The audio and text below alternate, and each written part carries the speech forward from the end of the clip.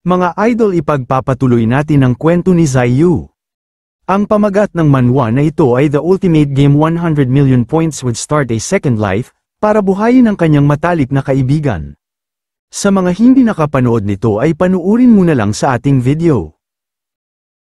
Para malaman mo ang buong storya, ngunit humihingi po ako ng pasensya sa inyo mga idol kasi pangit yung pagkagawa ko nun. Kasi yun yung una kong ginawa dahil baguhan pa lang ako noon kaya hindi maayos ang pagka-edit ko, pero makakabawi na din ako ngayon sa inyo. Natawa naman si Faye at sinabihan niya si Zaiyu na wag niyang damdamin ito na hindi patas na talunin sila para sa kanya. Ngunit sumagot naman si Zaiyu na wala siyang pakialam sa maliit na bilang ng mga puntos sa antas na ito. At nag-aalala lang siya, na hindi ba delikado kung pumasok silang dalawa na hindi siya kasama. Ngunit sinabihan naman siya ni Shen Yunyao. Tigilan na niya ang pagtingin nito sa mga tao. Isipin niya kung paano siya makakahabol mamaya sa kanyang pagpasok mag-isa. Agad naman na sumang-ayon si Zaiyu, wika din ni Faye na hindi na niya kailangang mag-alala, naghanda na siya ng diskarte, at kung hindi niya kayang labanan sila ay magtatago na lang daw siya. Agad naman nila ibinaling ang kanilang tingin sa mapa. At sinabihan sila ni Faye sa itinakda nilang labasan ng unang antas, ang Spirit Snake's Grave ay libingan bilang tagpuan, pagkatapos ay makapasok sila sa ikalawang antas kapag sila ay nagkita-kita. At ilang minuto lang ay ipinahayag na nila na ang papasok na numero ay 22. Nagpaalam naman si Faye sa kanyang kasama at siya ay mauuna na sa kanilang pumasok, naging seryoso naman si Zaiyu. At pakiramdam niya ay hindi ito magiging madali. Nalipat naman tayo ng eksena. Sa loob ng unang antas ng 10,000 snake pit, at makikita naman natin na umatake na ang halimaw. Ngunit nasalag naman ito ni Mao Do gamit ang kanyang espada. At kanyang inactivate ang espada nito at kanyang pinakawalan ang malakas niyang atake na ang exploding slash na tumama at sumabog dito ang berdeng enerhiya sa katawan ng halimaw na ikinamatay nito. Natuwa naman si Mao Do at kanyang inayos ang buhok nito matapos masira ang kanyang hairstyle. At kanyang sinabihan si Wanzi na umalis na sila. Subalit hindi nito inaasahan na meron lumitaw na halimaw sa kanyang likod. Sa sandaling ito ay hawak na siya ng halimaw gamit ang katawan nitong panang buhol. Ngunit pumipiglas naman si Mao Do dahil hindi nito alam na meron pang iba. Agad naman sumugod ang isang babae at sinabihan niya si Mao Do na ang galing niya maging pain. At sabay ginamit nito ang kanyang Windblade Dance, at nagpaikot-ikot ito sa ere ng mabilis na matagumpay niyang nahiwa sa ilang piraso ang halimaw. At ilang sandali pa ay lumitaw pa ang ibang snake pit sa kanilang lugar. Wika naman ni Chen Ye. Na normal lang na lumitaw ang mga ito dahil nasa loob sila ng piitan. Ngunit nagsalita naman si Jin Shenzi na huwag sila mag-alala habang siya ay nandito. Hindi daw niya hahayaang may masaktan sa kanila, at sabay nagpakawala ito ng protecting water shield na patungo sa dalawa. Agad naman umatake ang mga snake pit gamit ang kanilang matatalas na ngipin. Subalit hindi nila mabasag ang barrier na bumalat sa dalawa na ikinatuwa ni Mao Do. Sa pagkakataong ito ay inutusan ni Wanzi ang Guardian Warrior na sunugin ang mga halimaw na ito sa kanyang harapan.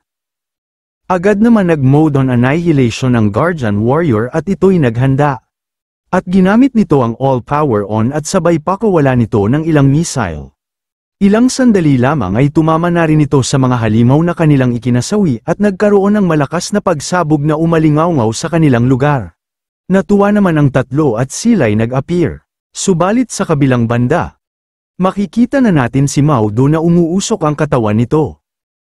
At hindi siya naging pabor sa sinabi ng tatlo na perpekto ang kanilang teamwork, nang gagalaiti ito dahil nadamay siya sa pagsabog na yun, ngunit hindi naman siya pinansin ng tatlo at siya ay iniwan. Nagtanong naman ang tatlo habang sila'y naglalakad. Bakit mga ahas lang ang mga halimaw dito? At hindi nila alam kung ganun parent sa dulo ang lalabas. Ngunit naiinis naman si Mao Do dahil hindi siya pinansin ng mga ito, at nagmadaling tumakbo ito para makahabol baka may lumabas na naman na halimaw. Ngunit kanina pa sila pinagmamasdan ng dalawang taga-Blood Moon Guild, na si Ying Luan at si Shen Tian. Nagsalita naman si Ying Luan na ang apat na ito ay miyembro ng The Golden Toad Association. At hindi daw sila mukhang magiging banta sa kanila, Ngunit hindi naman naging sang-ayon si Shen Tian sa tinura nito, at huwag siyang magpapalinlang sa kanilang nakakasalamuhang ibang guild. Sa kabilang dako, nagkaisa naman ang mga player para patayin ang dalawang halimaw na nasa kanilang harapan. Ngunit nagpakawala ang dalawang halimaw ng apoy na kanilang panang-atake. Agad naman nakaiwas ang mga player bago man tumama sa kanila ang apoy, at biglang inilabas ng bagong dating na lalaki ang espada nito. At agad nitong ginamit ang kanyang ice blade at nagpakawala ito ng isang slash na tumama sa halimaw, at agad silang naging yelo dahil sa kanyang white snow freeze. Naghanda na din ang kasama nitong babae gamit ang malaking espada nito. Ginamit nito ang Holy Light Enamorment Sanction of Justice na kanyang panang-atake, sa kanyang pagtaas ng espada nito at lumabas dito ang malakas na nakakasilaw na enerhiya na tumama sa halimaw na nahati ito sa ilang piraso. Nagsaad naman ang mga player na buti na lang ay nailigtas sila ng Lion Association. Nagtanong naman si Ling Ran na tinatawag itong Red Dragon Realm. Pero bakit ahas lang ang halimaw sa kanilang daan? Ngunit saad naman ni Long Tian na ang mga ahas ay tinatawag ding maliit na dragon sa alamat at maaari silang maging dragon. Ang bawat ahas ay gustong maging dragon, subalit inaya na sila ni Ling Ran na umalis na sila, at mabilis silang tumungo sa huling antas ayon sa orihinal na plano, sa kabilang banda. Nakita naman ng dalawa ang pangyayari. Nagsaad naman si Ying Luan, tulad ng kanilang inaasahan ang Lion Association ay hindi lamang ang kanilang mga individual na kakayahan ay namumukod-tangi.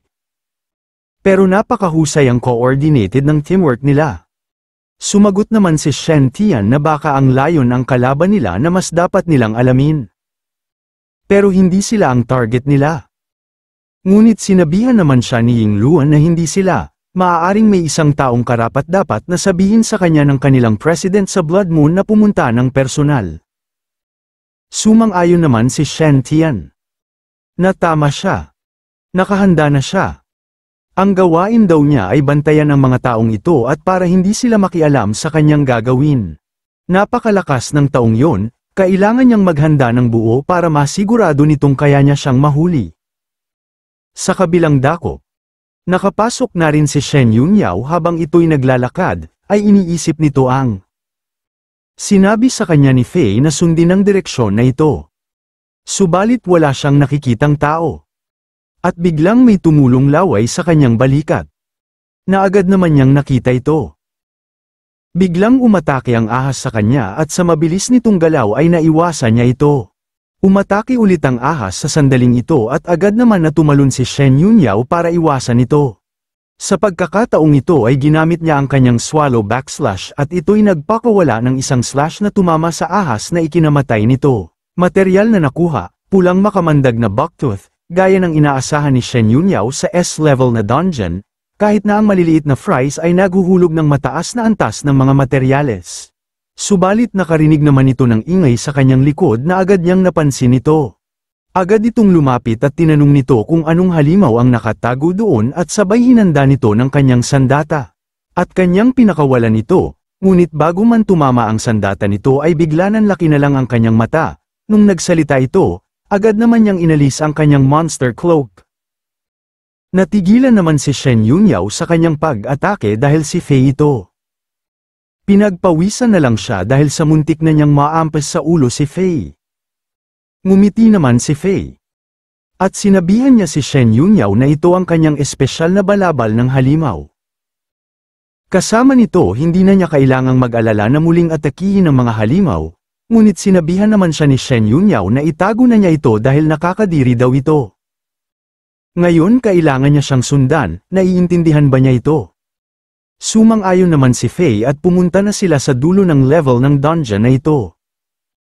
At sabay lumitaw si Ying Luan gamit ang kanyang space, at agad niyang sinabihan si Shen Tian, na nakapasok na rin ang dalawang kasama ng ating bida, at hindi sila magkasama. Sa kabilang banda, ipinahayag naman ng tagapang-asiwa na ang huling player na numero 122 ay mangyaring pumasok na. Naiinis naman na si Zai Yu na bakit napakatagal ng kanilang rules at nauurat na siyang naghihintay. Tumakbo naman ng mabilis si Zai Yu nang walang pag-alinlangan at naging pula ang kanyang mata na parang demonyo, at kailangan niyang maabutan ang dalawa niyang kasama. Sa mabilis na pagtakbo ni Zaiyu ay makikita na lang natin ang usok na bakas ng kanyang dinaanan. Sa kanyang pagpasok sa loob ng dungeon ay bigla itong natigilan, at napagtanto nito napakalaki ng lugar na ito, at saang paraan siya dapat pumunta para makipagkita sa kanila Shen Yunyaw. Ngunit biglang may nagsalita na sa wakas ay nakapasok na rin siya, nanlaki naman ang mata ni Zaiyu dahil nakilala niya ang taong ito. Ang lalaking ito ay kundi si Shen Tian na kasalukuyang kasama na nito ang kanyang alaga, at sinabihan niya si Zaiyu. Nasa kasamaang palad. Hindi siya makakapili kung saan pupunta. Dahil dito na daw nagtatapos ang kanyang buhay. Naging seryoso naman ang ating bida at alam niyang nagplano siya laban sa kanya. At ang sistema ng lottery ay pinlano sa simula, ngunit ito ay mabuti na nangangahulugan na ligtas sila Shen Yunyaw at Fei. Ngumiti naman si Zaiyu at sarkastiko nitong sinabihan ito na silang mga Blood Moon ay dapat sabay na lang lumapit sa kanya. At nakakainis na daw ang isa-isa, at sabay inilabas nito ng kanyang espada. Hinawakan naman nito ang kanyang espada at sinabihan niya naman niya si Zaiyu na huwag siyang magmadali, ang mga kasamaan na ginawa niya sa Blood Moon. Ay ibabalik niya sa kanya ang lahat ng ito, at sabay ibinato nito ang kanyang espada sa ating bida. Subalit napaisip naman si Zaiyu na lahat ng lalaki ay gumagamit ng kasanayan sa pagguhit ng espada, bakit niya inihagis ang kanyang espada? Ngunit sa bilis naman ni Shen Tian ay agad niyang nasalo ang espada nito. Labis naman ang pagkabigla ni Zaiyu at hindi niya ito inaasahan. Nabiglang sumulpot sa kanyang harapan nito, buti na lang naging alerto ang ating bida at nagawa niya itong nadepensahan sa huling sandali. Subalit ikinabigla naman ni Shen Tian ito dahil nagawa siyang harangan sa ganong bilis. At kanyang inutusan ng alaga nito na umatake, na agad naman itong sumugod. Nakita naman ito ni Zaiyu at siya ay nabahala dahil dihado siya ngayon dahil naging dalawang laban sa isa ang kanilang labanan. Ngunit hindi naman siya papayag, na makalapit ito at agad niyang ginamit ang Devouring Blade change form at lumiwanag ang kanyang espada. Nagpakawala ito ng ilang slash sa kanila na gamit ang Quick Sword mode na matagumpay niyang tinamaan mga ito para sila ay mapa-atres. Dahil dito ay napangiti si Shen Tian at sinabihan siya nito na mayroon siyang sandata na maaaring mag-transform. Ito ay kawili-wili. Isang biktimang tulad niya na hinding-hindi nito makaligtaan. At kanyang hinawakan ang isa niyang espada. Ngumiti naman si Zaiyu at ito'y sumagot na hindi rin masama. At least hindi pa siya namatay sa isang hampas. Ngunit sa oras na ito ay hinagis ulit ni Shen Tian ang espada nito gaya ng kanina. At sinabi pa nito na huwag siyang mabilis na mamatay. At mabilis itong umatake. Subalit agad naman itong nasalag ni Zaiyu, ngunit sa lakas ng impact ng kanilang sandata ay may kasama itong shockwave na sanhi ng pagkapuno ng alikabok sa kinakatayuan nila. Biglang nawala si Shen Tian sa harapan ni Zaiyu. At ito'y nagsaad sa kanyang sarili na ang lakas ng lalaking ito ay mas mataas sa kanyang antas. At ang bilis mag-teleport sa posisyon ng espada nito, lumitaw naman si Shen Tian sa likod ng ating bida at sinalo nito ang hinagis niyang espada kanina, at handa ulit itong umatake. At wala nang sinayang pa na oras ito at kanyang hinagis ang espada nito. Ngunit nakita naman ito ni Zaiyu at agad niya itong naharangan ng espada nito. Subalit sinabihan niya ang ating bida na huwag daw ito tatakas dahil hindi niya ito hahayaan mangyari yun. At nagpakawala ito ng isang slash, at naiwasan naman ito ni Zaiyu sa pamamagitan ng pagyuko nito. At sa oras na ito ay umatake na rin si Zaiyu. Na agad naman naiwasan din ni Shen Tian sa kanyang pagtalon, sa kanilang labanan ay wala sa kanila ang gustong magpatalo at magpatama. Ngunit ibinato ulit ni Shen Tian ang kanyang espada nang walang alinlangan. Naiinis naman si Zaiyu dahil sa mga espadang ibinabato nito ay walang katapusan. Ngunit sa hindi inaasahan ay sinalo ito ng alaga niya na ikinagulat ng ating bida, sa pagkakataong ito ay sabay silang umatake, subalit sa kabutihang palad ay nagawang naiwasan ito ni Zaiyu. Sa sandaling ito ay nakapaghanda na ulit si Shen Tian at binalutan niya ng kulay lilang enerhiya ang kanyang espada at dito na daw magtatapos ang kanilang labanan. At hindi na daw niya ito magagawang iwasan pa, subalit ngumiti naman si Zaiyu at sinabihan niya ito na hindi niya ito iiwasan. Subalit ginamit ni Shen Tian ang Dark Touch, at sabay unleash ito ng ilang slash at lumabas sa lupa ang malakas na enerhiya na patungo kay Zaiyu. Ngunit sa pagkakataong ito ay ginamit ng ating bida ang kanyang sword power explode at agad niyang itinusok sa lupa ang espada nito at nagsimulang lumabas ang kulay asul na enerhiya dito. At ginamit pa niya ang sword stab at nagawa niyang napalaki ito para mas alag niya ang atake ng hangal. At ilang sandali lamang ay nagtagpo ang kanilang mga atake at nagdulot ito ng malakas na pagsabog na may kasamang shockwave na umalingaw-ngaw sa kanilang lugar.